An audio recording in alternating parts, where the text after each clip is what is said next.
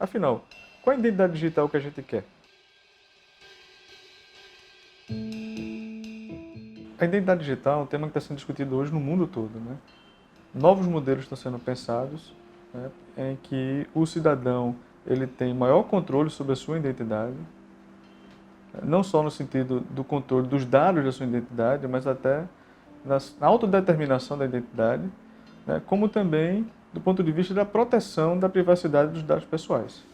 São dois elementos assim fundamentais, né? Então, as soluções que até hoje foram construídas para a identificação, elas sempre foram muito centralizadas e sob o controle do Estado, do governo, né? Então, esse modelo, hoje em dia, ele está sendo questionado, tanto do ponto de vista da possibilidade de uso inadequado, como também do risco de você ter grandes bases de dados, né, com informações sobre indivíduos.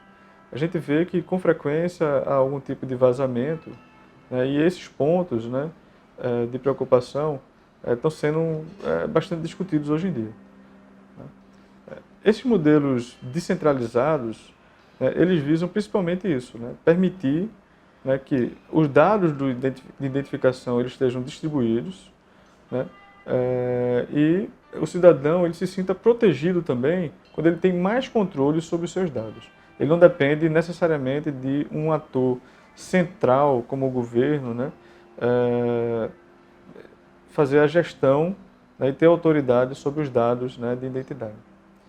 Mas isso que a gente está falando também são modelos assim que eu diria tão na fronteira da discussão, né? Estão ainda um pouco até tem poucas aplicações práticas do ponto de vista da identificação oficial. Diria assim que até pouco tempo, né, a realidade, vamos dizer assim, de adoção dessa identidade digital, ela estava ainda um pouco distante de uma aplicação prática no dia a dia, vamos dizer assim, de todas as pessoas, né?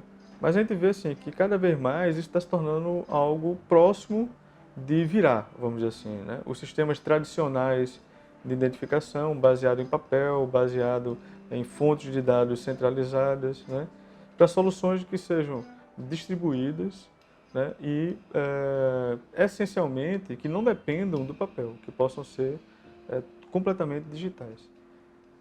Pode ser que hoje ainda seja futurismo falar isso, mas a gente vê que há uma tendência e que esse movimento ele está sendo cada vez mais, né, crescente, se consolidando, amadurecendo, né, e não estranharia assim, nos próximos 10 anos, né, no mundo todo, né, se adotassem soluções de identidade digital. A gente não pode pensar em identidade digital como se fosse uma página em branco, em que você chega lá e projeta apenas um sistema de informação, né? Eu imagino assim, que a gente tem que pensar a identidade digital como um sistema sociotécnico, em que você tem tecnologia, mas você tem também um componente social, né, envolvido. E o componente social tem história, tem instituições, tem legislação envolvido, e isso não é algo que vira do dia para a noite, né? Então, quando a gente vê a discussão de identidade digital, né, vamos pensar assim, especificamente no Brasil, a gente precisa contextualizar a identidade digital nos sistemas já existentes. O Brasil tem toda uma legislação, tem práticas, tem organizações que já funcionam, né, e que estão buscando se aprimorar.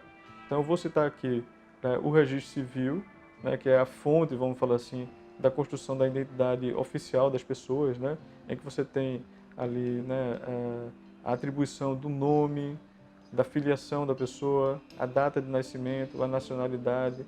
São todos elementos que são fundamentais para garantir direitos para as pessoas, né? Também a questão da identidade civil. A gente no Brasil tem uma dificuldade, é fato, né? Que a gente tem um sistema de identidade civil que ele é muito fragmentado. Ele está distribuído nos estados, mas não no sentido de uma distribuição positiva. Assim, quando a gente pensa no sistema distribuído, ele está distribuído entre vários atores, mas é possível você integrá-la. No Brasil, não. A gente tem, na verdade, um sistema fragmentado de identidade, né? Então, cada estado tem silos de informações de identidade e que não há, né, interoperabilidade entre os sistemas de identificação estaduais.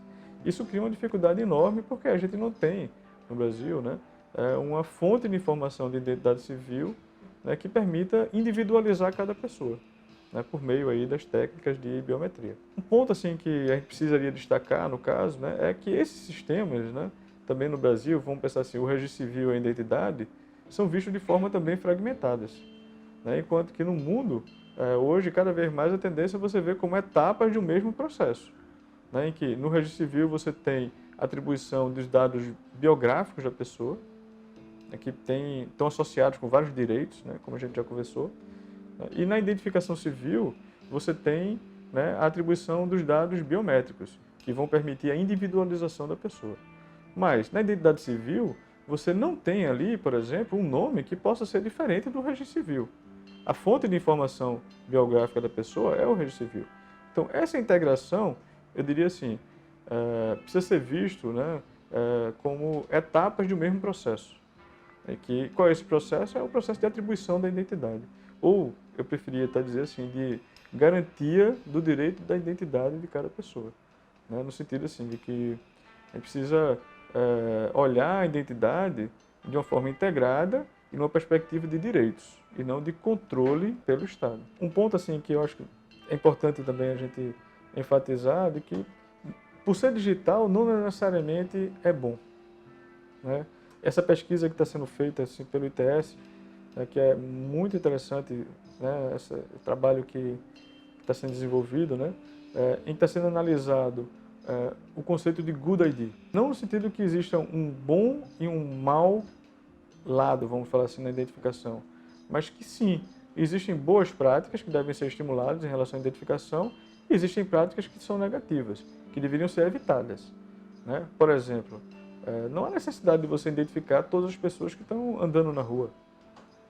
Andando na rua é um controle que não é necessário você ter. Você pode ter a liberdade de dar anônimo na rua. Se você cometer algum delito, sim, ok, pode haver algum controle ali. Mas não qualquer pessoa. Todas as pessoas sendo vigiadas na rua é uma situação um pouco estranha, né, na nossa sociedade hoje. Então, é um sistema de identificação, ele tem que garantir esses direitos. Né?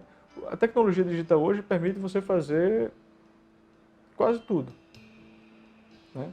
Então a gente está vendo aí o surgimento do reconhecimento facial, a gente está vendo aí a identificação facial, melhor falando, né? A gente está vendo análises sofisticadas usando informações de identificação facial, né? Até de sentimento das pessoas para você fazer propaganda e outros, né, outros modos de influenciar consumo, influenciar posições políticas e culturais, etc. Né? É um grau de penetração, vamos dizer assim, nos direitos das pessoas que deve ser olhado com alguns cuidados.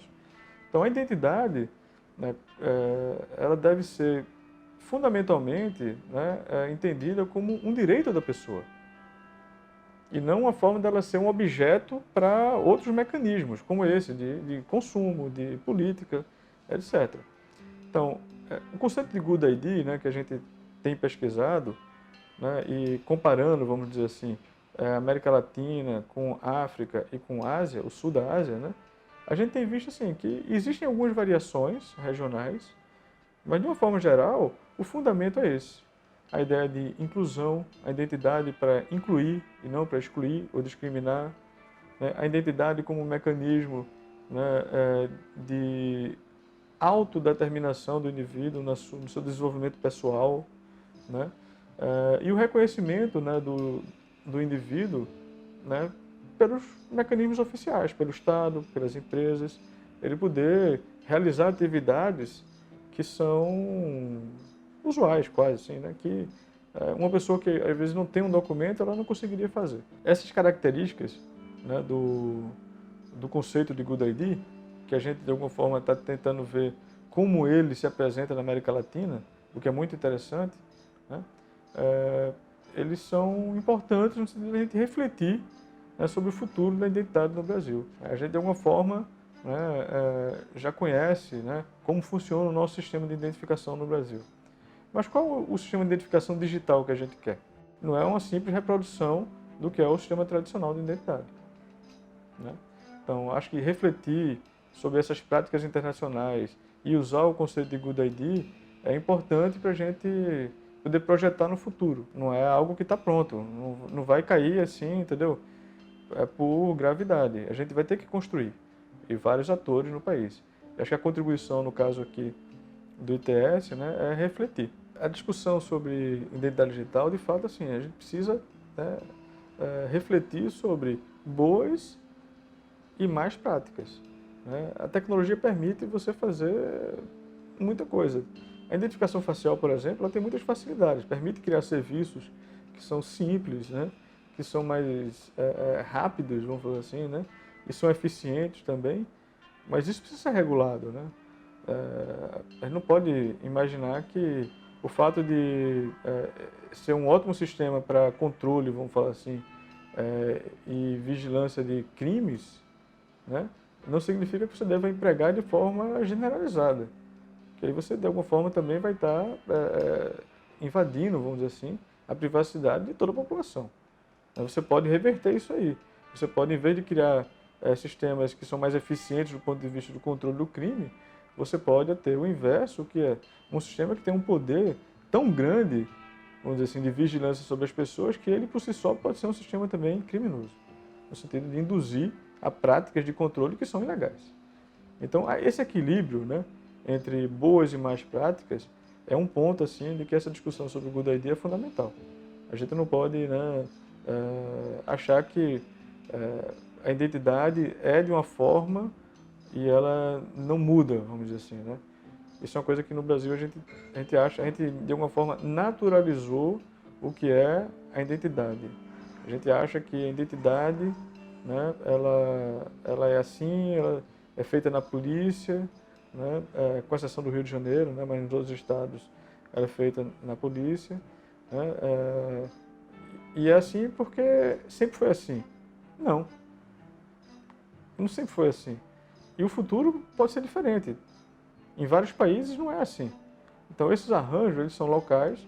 Claro que a gente tem que respeitar os arranjos, mas a gente tem que sempre buscar melhorá-los também, né? Então, eu entendo assim que a identidade digital, né, ela é uma oportunidade de a gente aprimorar os elementos que a gente já tem hoje no Brasil, né? Tanto do registro civil, como também da identificação civil, né? Como também, por que não falar da certificação digital? A certificação digital é, de fato, né, um mecanismo de identidade digital que a gente tem no Brasil, né, mas que tem uma restrição por ter uma penetração muito baixa na população. A gente não tem nem 5% da população que tenha um certificado digital. Então isso dificulta muito, né, a gente criar serviços acessíveis para a população.